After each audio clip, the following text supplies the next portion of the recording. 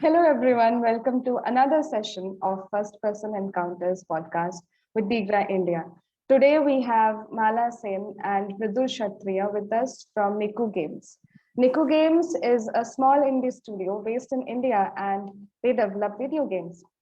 They are currently working on The Palace on the Hill, an open world adventure game where you collect stories, inspirations, and create beautiful Indian art inspired paintings. They also make experimental games that you can check out on itch.io. They are a core team of two people with multiple collaborators. Mala Sen directs the art and the visual design that you can find her on Twitter.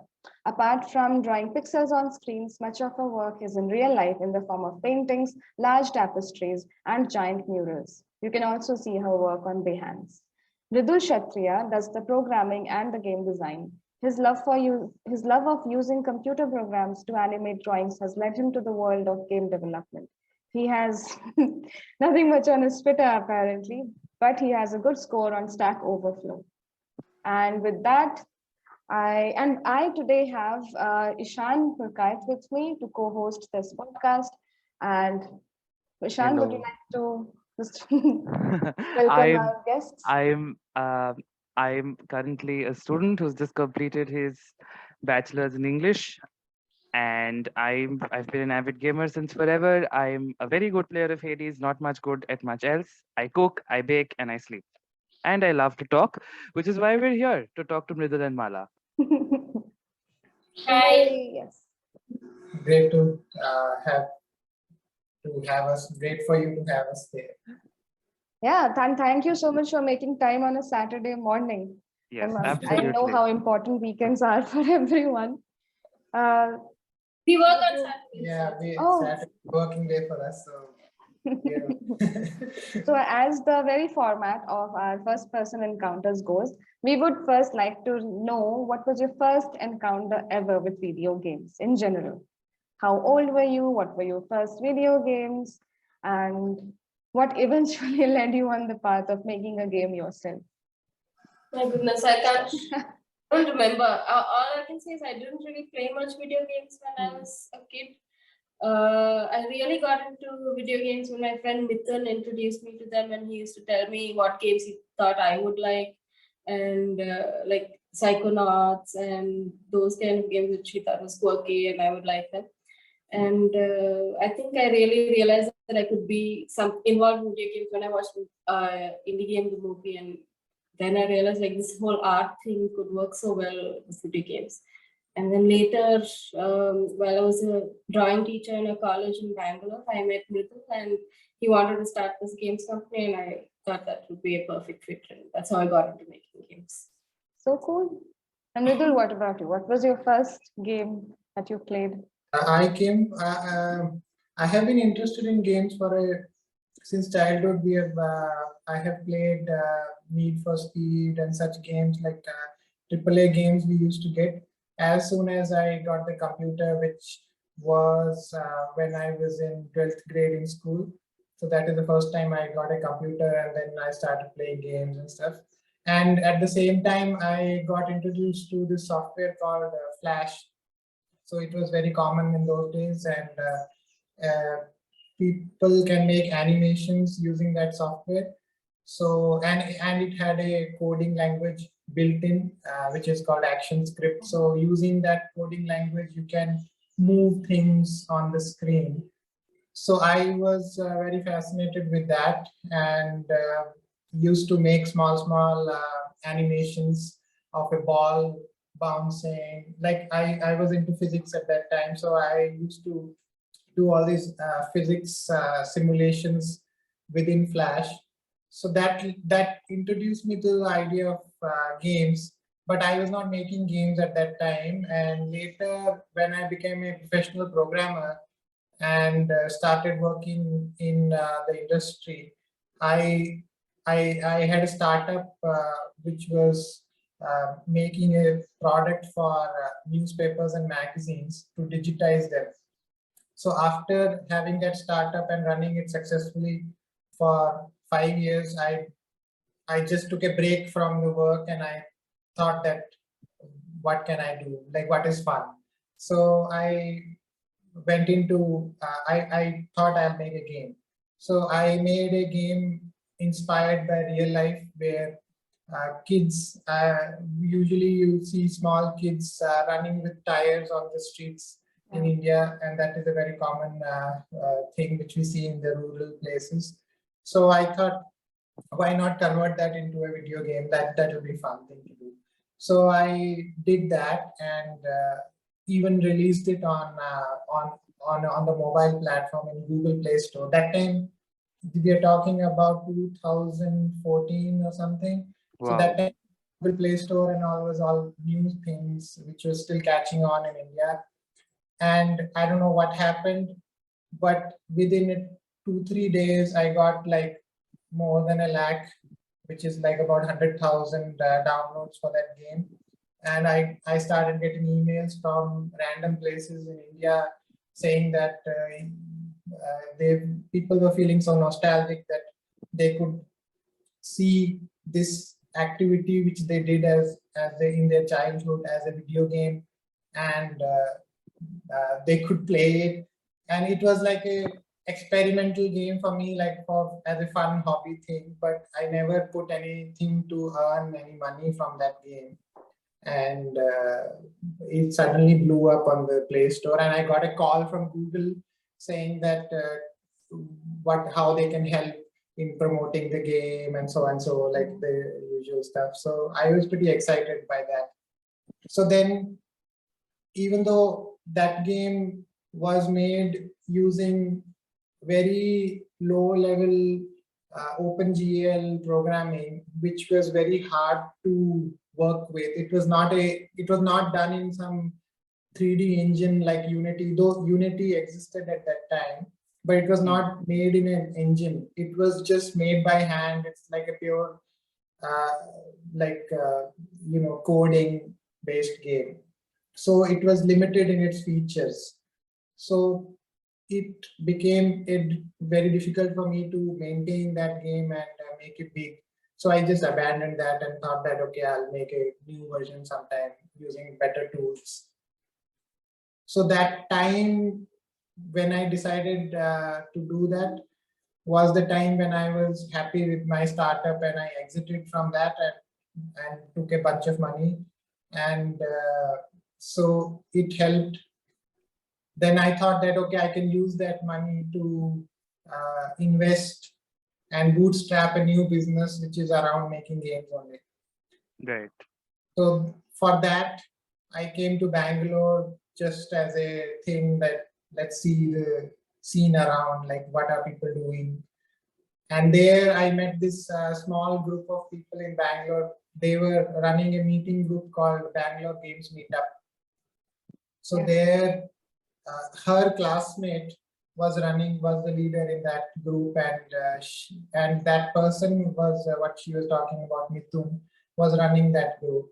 And we became friends, and I really enjoyed that time in Bangalore where we could meet fellow game developers and gamers, and we could just chat around. And so that is where I sort of cemented the plan to make this into a business, but I had no clue where to begin.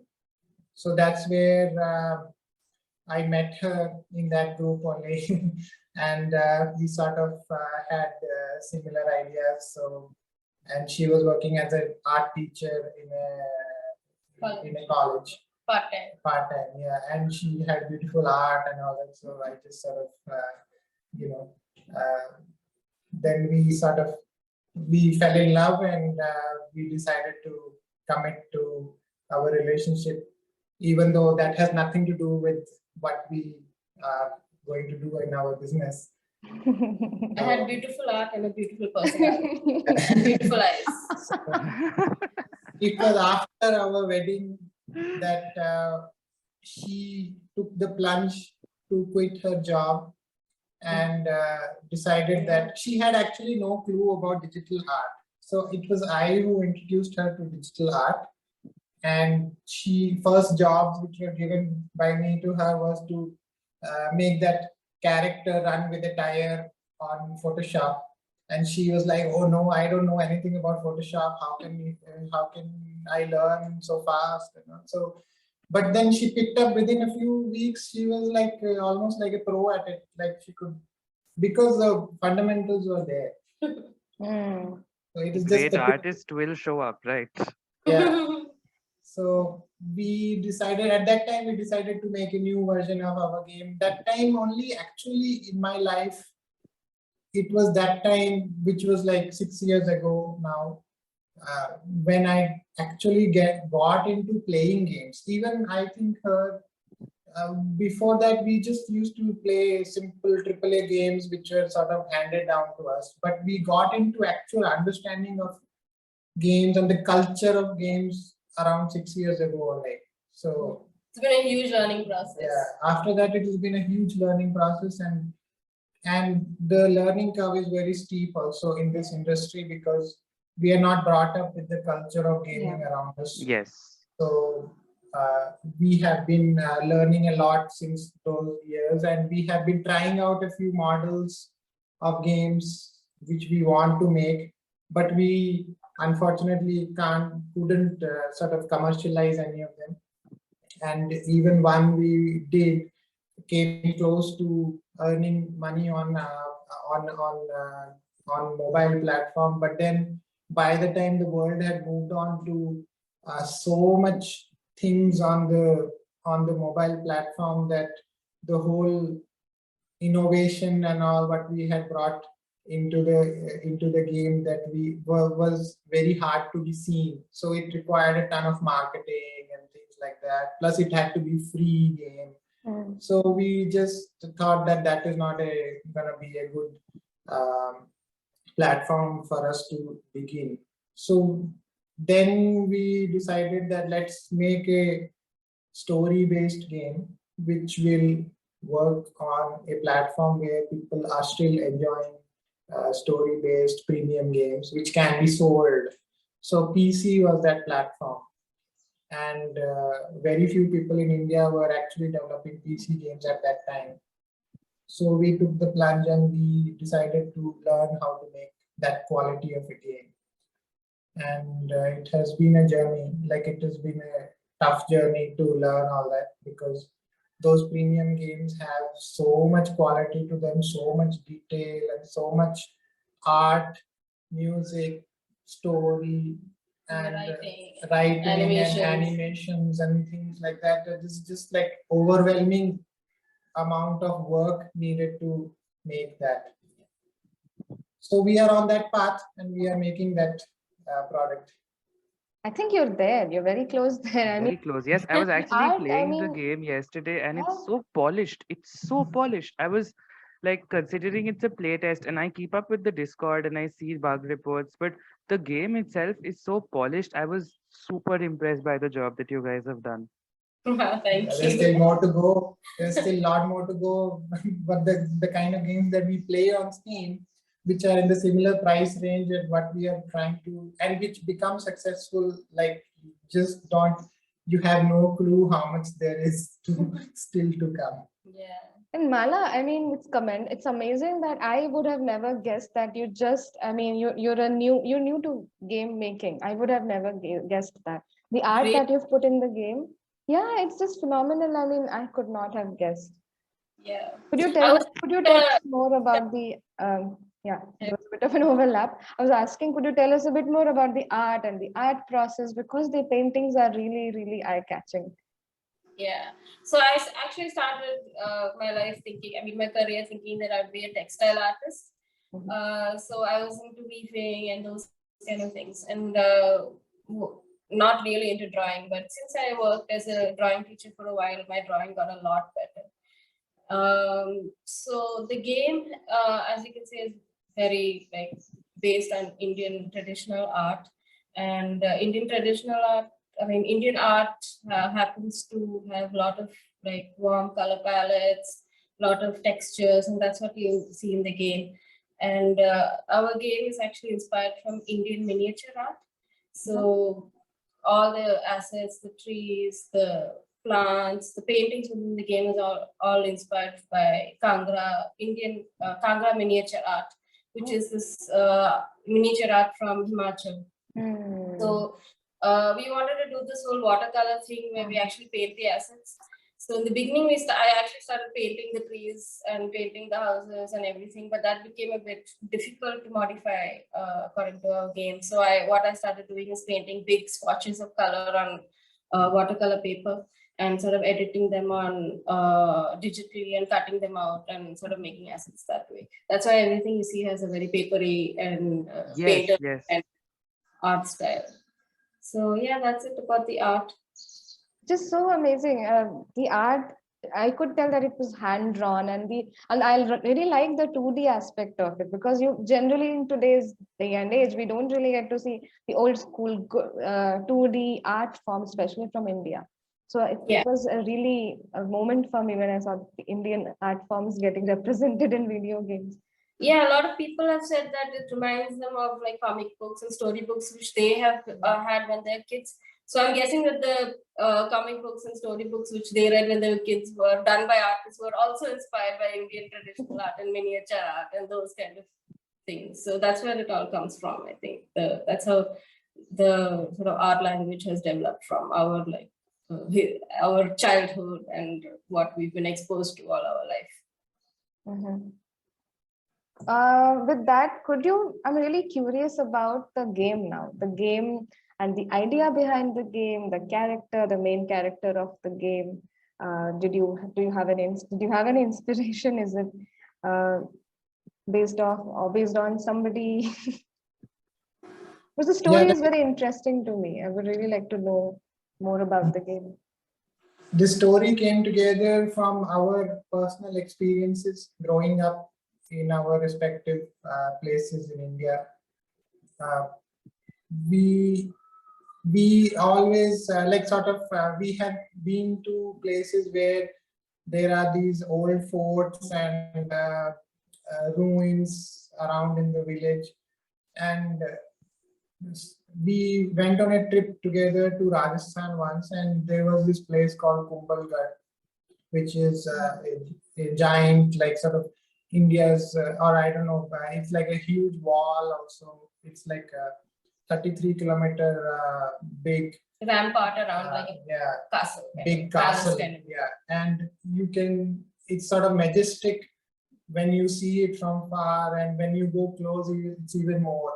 And the biggest inspiration from that place was that within the castle boundaries there were small villages inside, and people, those are not people planted by some corporation running the place or something like that.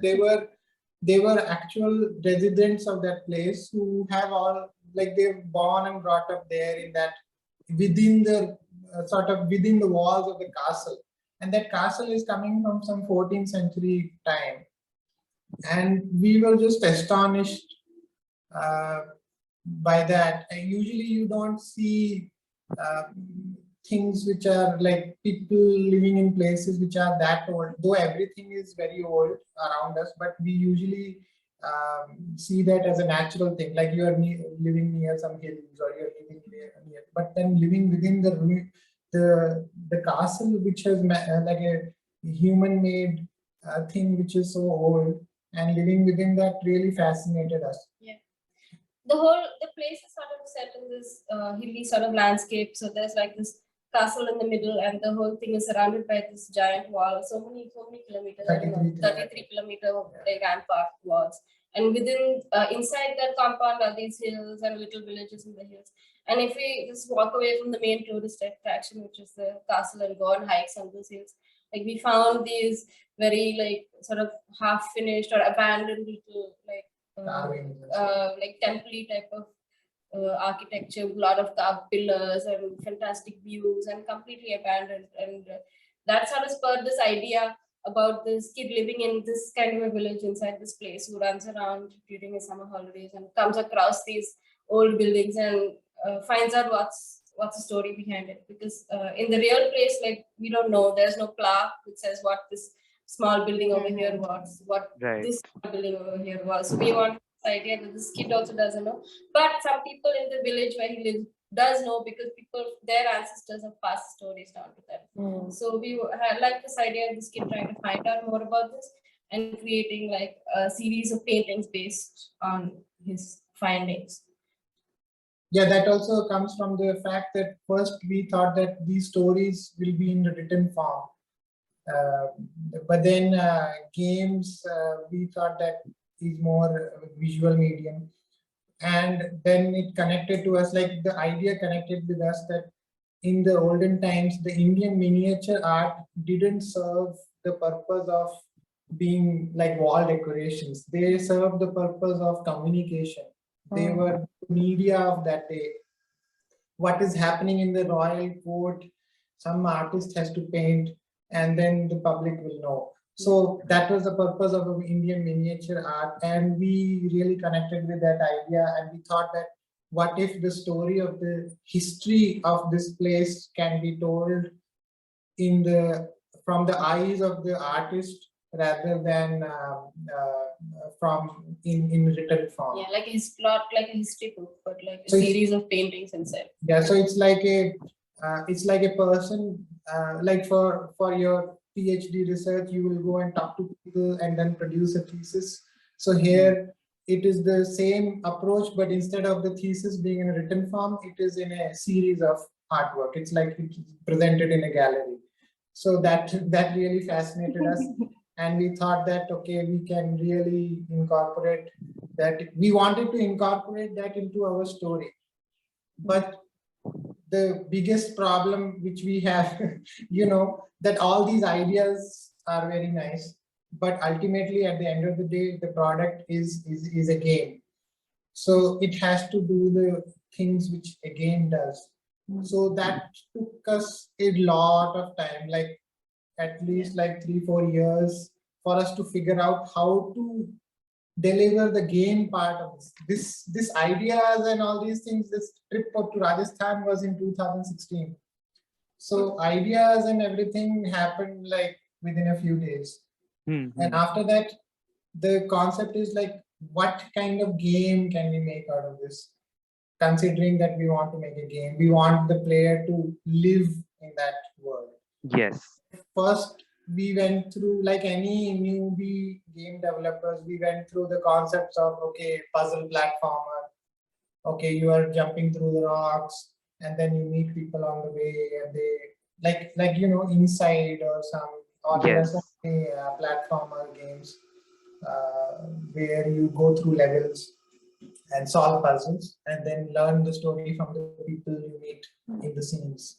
So that is what we presented. Like there is a record of us. We have presented that. We made that into a game. Yeah, we made that game, and we presented it in the national that was NASCOM Game Dev conference, which That's happened very interesting in Hyderabad in 2016 only, I think. Yeah. November of 2016 or 17 or something like that. Yeah, something like that. 2017. Yeah. So no, 2017 can't be because we had a kid. All right. 2016. So we presented that game as a puzzle platformer, and people really liked that, and we thought that, wow, this can really work. But then we ran into a roadblock trying to scale up. Like, how do we scale up the game? How do we present those ideas? How do we give the player this feeling that you are living in this, not just going through the world? You are not a tourist going through the world, you're living in that world.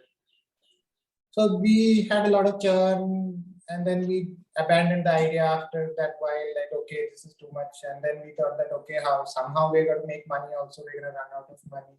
Yeah. So we thought that let's make some small mobile game or something. Let's go back to that kid running through the streets with some tire thing, and we'll make a mobile game out of it, and we'll make a lot of money or something, and then we'll come back to this game like that. So that also ultimately, by the time we made that mobile game, world had moved on, and the mobile games were far too plenty, and making money from that thing turned out to be a big,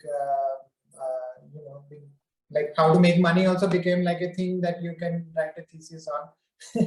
So So it became to us that, oh no, this we are going into a different field. Are we gonna make a world where people can live in, or are we gonna go into the world thinking that how we're gonna make money from our product? So it was really like a, like a road junction for us, which path to take. And you can probably see that many businesses take one path or the other based on what their requirements are at that time. We tried going on the money path, but we realized that, okay, this is not going to be easy. And it's not going to be just two of us. First, we have to spend a lot of money, build a company, hire people, then hope that we get some investment, and hope that we make money. So it seemed very daunting. Making money is not what you do. Yeah. So better do what you want. So then it was around that time that we were in this position that we thought that let's move to the parents' house. Let's cut down our cost as much as we can. If we are going to go towards the way where we are going to make a product, which is what we wanted to always make, we have to forget the money part. So how do you forget the money part is by doing extreme cost cutting. So that's when we decided to leave Bangalore. We moved to a smaller town of Coimbatore, and thankfully Mala's parents had a house there, and it was lucky for us that because Mala's sister is in another town, and the parents always stayed with the elder sister. So this house which they had built many years ago was not being utilized. It was sort of lying empty most of the times during the month when her parents are away. So they offered us that, okay, somehow we have to maintain the house, and it's better that if somebody is living in the house. So it was sort of a stroke of luck also. You can say that it was the right time for us to move, and we decided to take the plunge. And the problems, as we were talking before, the problems we were going to face were that, okay, will the amenities, the things we require, the internet access, the like power to run our computers, will that be available in a smaller town, in the outskirts of a smaller town? And those problems, we heard that those are the bigger problems in these areas. Though that was when we were in Bangalore, there were like 3-hour, 4-hour power cuts almost every other day. Wow. So that was also a problem. So we thought that we'll be able to focus better on the project that we wanting to make. So it took getting that money part out really took off a big mental load from our minds, and helped us focus on the task at hand, which is delivering a quality product which we had envisioned. So progress really ramped up after we moved here. We thought that the giving the feeling that the player can live in the world will require you to be able to see the world which you are living in, and require you to be able to move around in that world freely. So what are the ways we can do that without going to a new paradigm, which is 3D?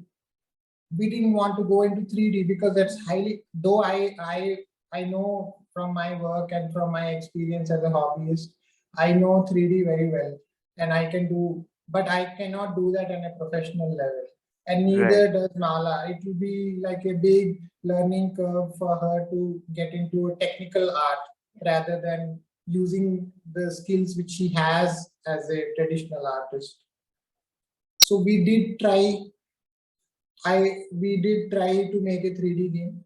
That mobile game that we made was a 3D game where Mala made the models, 3D models in Blender software, and we did another one, bike trip. Yeah, we did bike trip also, where we thought that this idea that you can go through mountain trip on your motorbike in a game, mobile game, that also we worked on for quite a while. And for It's that actually also, quite nice. yeah, and she made the 3D models for all of that. So it's not like we tried everything possible. Right, right. And we came up with decent results. It looked pretty, but it's not our strength. So we thought It's we not should our play our strength, yeah. strengths right now, like instead of So it trying. was Absolutely. that was a thing which was always bogging us, that okay, are we gonna learn a new thing which people already go to colleges for? How good we'll ever become in that? It will take us ages to even become better at that. So we decided to, then we came upon this concept of top-down 2D, which is quite popular with indie games.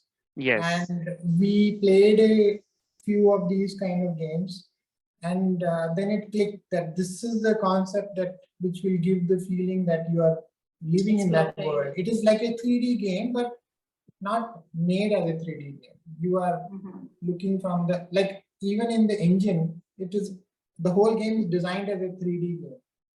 You can, there is a z-axis, there is a depth. The player Yes. can go inside, up and down, left and right, and it looks like the player is going back and front. But in the game world, it is actually all 2D. It's all just layers of paper on top of each other. It just gives the illusion of 3D. And it took us a while to get to nail that look and feel, and the programming behind it, and the pipeline where she can make one asset like a tree, for example, and we have it in the world, and it looks like a tree in the world. So it took a lot of iterations for us to get there. But the look that we have now is through that process. That's really nice. And actually, you brought up a point about not being brought up with the culture of interacting much with video games in India. So that goes for all of us, including myself, even though I'm of a later generation. My parents never encouraged me as much as they did with other things. So, as game developers in India, how do you feel that this culture, this sort of anti-video game culture, has impacted your journey as video game developers? You can start.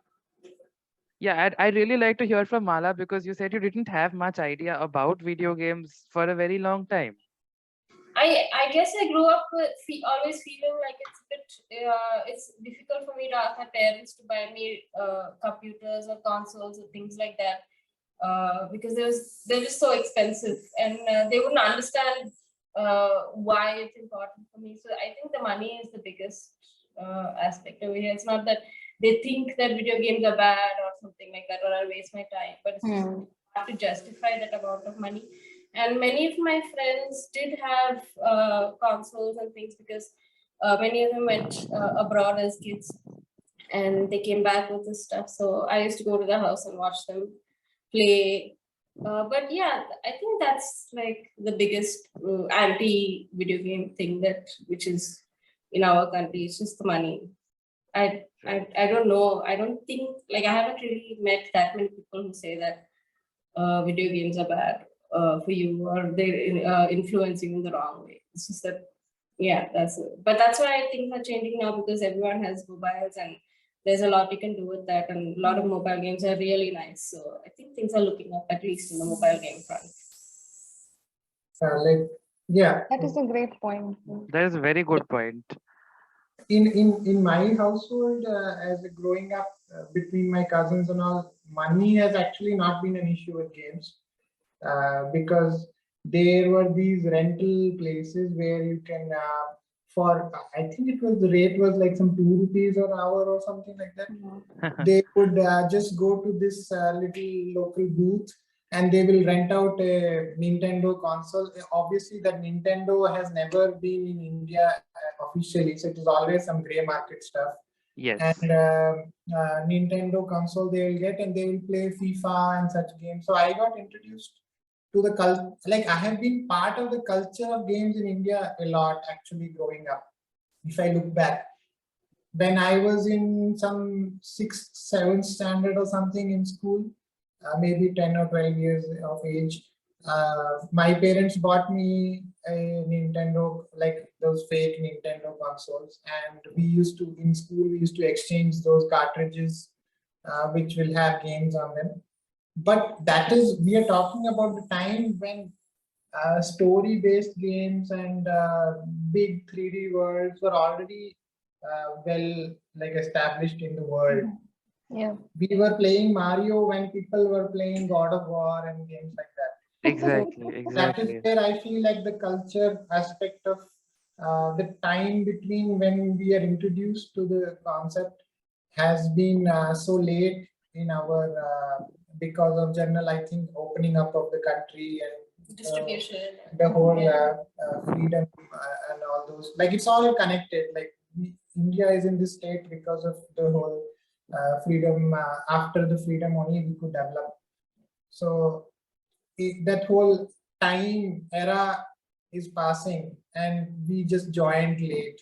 Yeah. I remember my cousins even had PlayStation, PS1 and stuff like that, just to play that one FIFA game.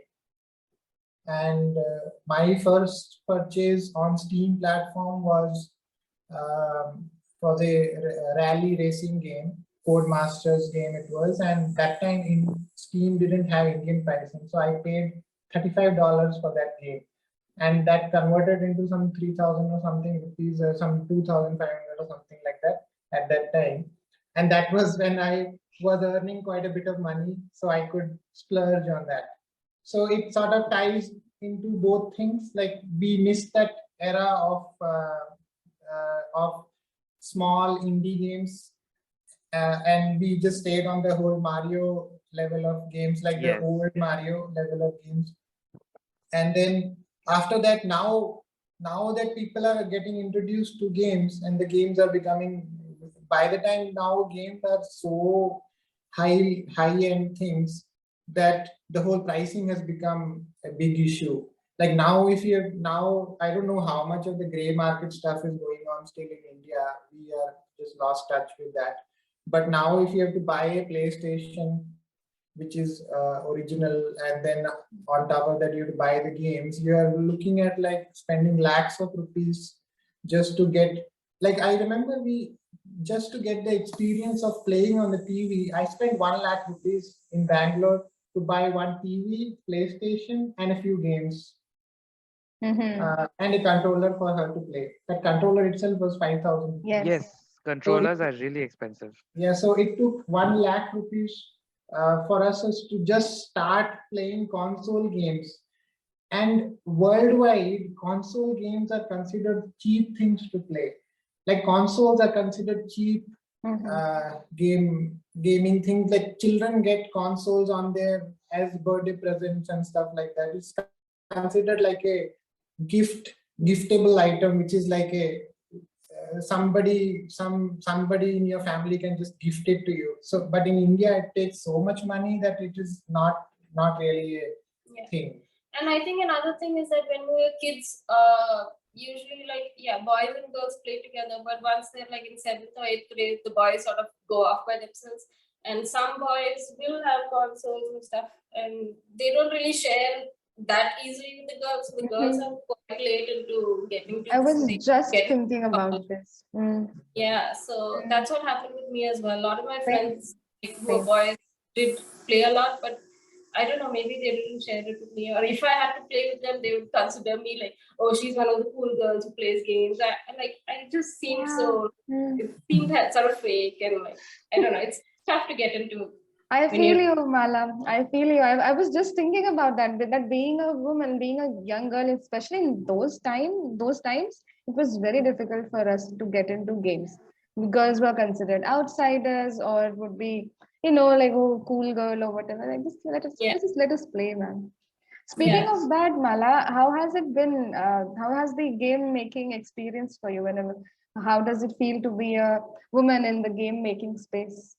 Well, so far it's only been both of us, so like I really don't have any experience working with other people, and or any discrimination because of that. Because I've only worked with Mridul, and yes, that's all I can say. But yeah, I can see how it would be difficult for girls to sort of, they have to be a little extra to Mm. really mark their place rather than just be natural with it. Mm. Work harder to prove themselves, I think. But yeah, definitely it's being done. It's happening. It's happening. Like things are looking up, because when we remember, we attended conferences early on in 2016 onwards. There were hardly any women you will see. Those, like the gender ratio was some 100 to 1 or something like that. Yeah. But now I think things have improved. Like last time when we went, there were a lot of women around. Yeah. So nice. Yeah, Conference. So, people, more faces, more people like Mala, and maybe more women. Yeah. The more we get into video games, the lesser the taboo gets. So. Yeah. I mean, Okay. I feel like you don't really have to be a certain way to get, Yeah. like, No, I just think be that- like any other profession. also that media plays a big role in this aspect. That the media right now is very much games are either those real money games or they are shooting games. So women are, like, by their nature, they are not like, they are not considered to be like good for these games. So even if some girl picks up a shooting game and plays it, the society around is designed in such a way that they will try to discourage them. Yeah, or just Absolutely. Mm. have extra eyes on them or make Yeah. them special. So- like it's just Yeah. Even though there is nothing in that game which actually prevents women from playing the game, it's like they're not. It's not like some real heavy guns have to be lifted or something like that. Some physical physical strength. attributes are needed. Yes, absolutely. My sister loved to play GTA. She still loves playing GTA when she gets the chance. But my parents are so mortified every time she's, happily running around and mowing people down with a machine gun. My parents say, as a girl, how can you do this? Yeah. So that is This something I understand. is there.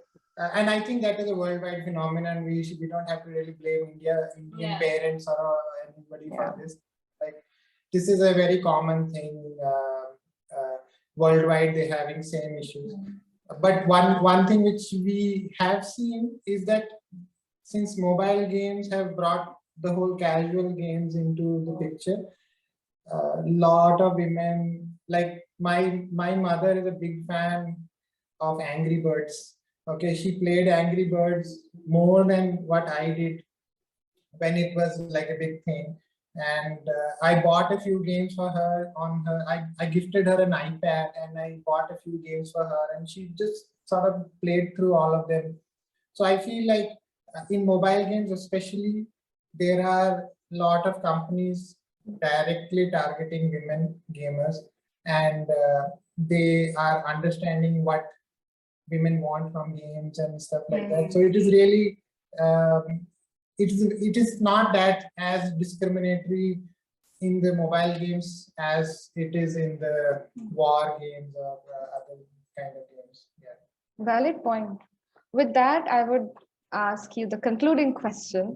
What do you think we are headed as a country with such a big industry for video games? What do you have any expectations? What do you think is the future looks like for Indian games? I wish I knew that. Like, I don't know. Like, I feel like games like Raji have been really inspiring. It has been because these people who made that game are our friends only, and they were also part of that meetup when we were doing that meetup in Bangalore. So seeing them go out and deliver this big project and have it become successful is really like a eye-watering situation for us. Like, okay, we can also do it. Like day by day, it is very inspiring to us. Now there are a lot of people we see, like having this kind of a community of people who are all friends in the same age group, and they're also doing the same thing. Like there is a couple from Goa. We are friends with them also. I miss my friends. Yeah, I miss my friend studio. So they Oh are making. yeah, Ria, Yeah. yeah. Yeah, but Riya and Pratik. Pratik, yes, yeah. I follow them on Twitter. They are making great stuff. Yeah, so that having these people around, Mhm. having a little group of game devs who are making these kind of games in India as a passion projects really helps inspire us to carry on. Yeah, it's definitely inspirational for other people who also want to do the same thing. But I still think it's quite slow. And I think this will take time because the world is by the time we are putting out things in the world has moved on. So that feeling always comes, and that feeling is still there. The whole culture around games might change in the future. And like a lot of people taking a lot of risk, I think, Yeah, to make so it a thing. risk taking I think in the country that is improving now, that startup capital and all is happening. A lot of people are taking the risk. Money is flowing around little, like at least we hear about it. So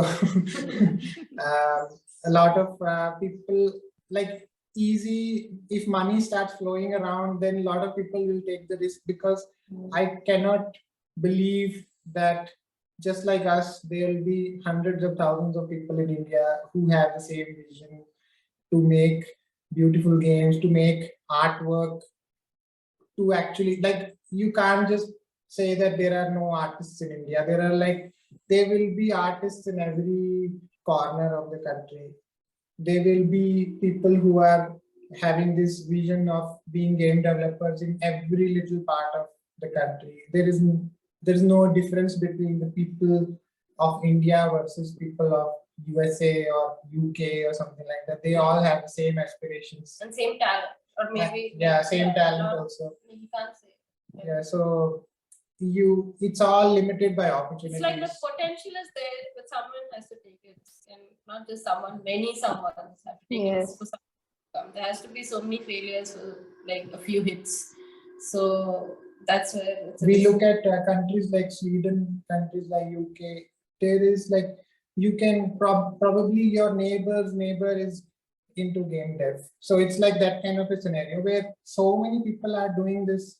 Same with music, same with art, same with movie making, same with YouTubers and everything like that. Every creative industry, so many people are doing it in those countries because they feel safe, they feel socially and economically safe to participate in these kind of industries.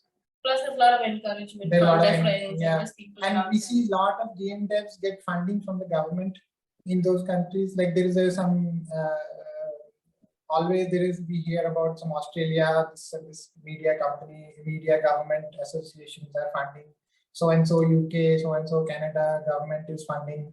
So they really encourage art production in their countries. So people feel safe. They feel safe going into game dev. They feel safe going into music. They feel safe going into any creative industry. And they don't become poor or something if they fail at if like lot of flops happen in this industry. Nobody can predict what will become a hit. So of course there will be a lot of people who will fail in their projects. Some people will not be able to finish their projects. So they should not feel bad. They should not, like, economically they should not be in a bad position. So once that change comes to India, I feel like things are only going to look up in the creative industries. It's just at this moment right now, it's a bit lonely making games in India because not that many people understand what you're doing.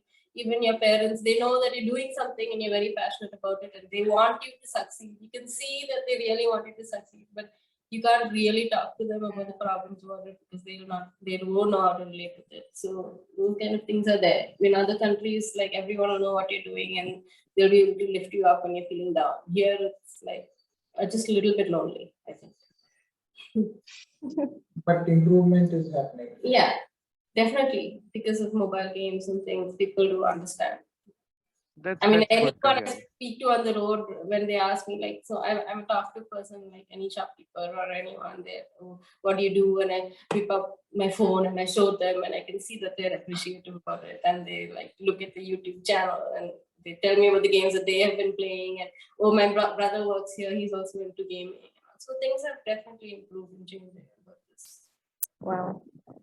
Thank you so much for summing it up in such nice and crisp words. Thank you so much. And by the way, again, thank you so much for coming. I'm so happy that you made the time to talk to us again We on are a Saturday morning. And it was so nice to speak to you. And with that, we would like to end the podcast. Ishan, do you have any Nothing more to final add, comments? but this chat was everything I'd hoped for and more. It was great fun, great to hear from you, and it's just very nice to hear from a small team working in the industry. It's just been a very nice chat. That's all I'm Yeah, going to say. it was. Yeah, Yeah, we had a great time. yeah, we had a great time. It's Yes, always it's always very nice. reinforces what we want and what we believe as well to ourselves. So always uplifting. Thank you for having us. Thank you so much. With that, I will end the recording. Bye.